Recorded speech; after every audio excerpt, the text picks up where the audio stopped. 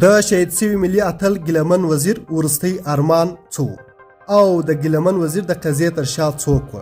بشپړ جزئیات را سره په همدغه ویډیو کې وګورئ. سلامونه د تاند میډیا درنو لیدونکو ښه راغلاست درته. یوسفزی صاحب لیکلي د پاکستان ټارګټ کیلینګ داسې یو عادي شبکه نه ده. دوی وژونکو ته دومره ټرین ورکوي چې هدف ترې خطا نسی. دوی زیاتره ګزارونه د هدف پر سر کوي.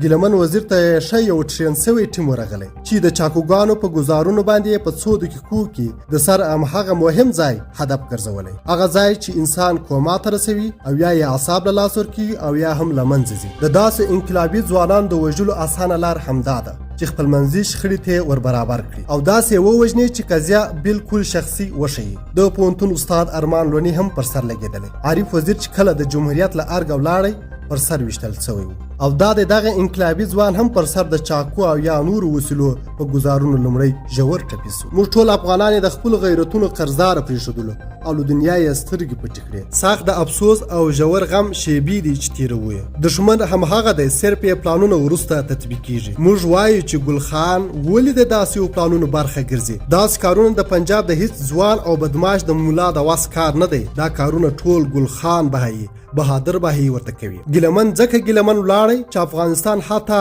ورته پاسپورت هم ورنه کړ، هغه چاته چې د افغانستان پر ننګ یې سر قربان کړ. زه حیران دي ته چې کله ګیلمن وزیر په بحرین کې او بیا دوبۍ ته ولاړ، دته ولې د افغانستان سټیزنشپ ورنه کړ؟ پر موږ چې هر څوک ننګ کوي زموږ حکومت یې په قدر نه پوهیږي، خو موږ یې د زړه په سر کې ځای ورکوو. د ګیلمن وزیر وروستی وصیت ارمان دغه و چې په ملي بیرغ کې شخص او ورور یې هم هغه څه وکړل او د تابوت یې په ملي بیرغ وپاشه.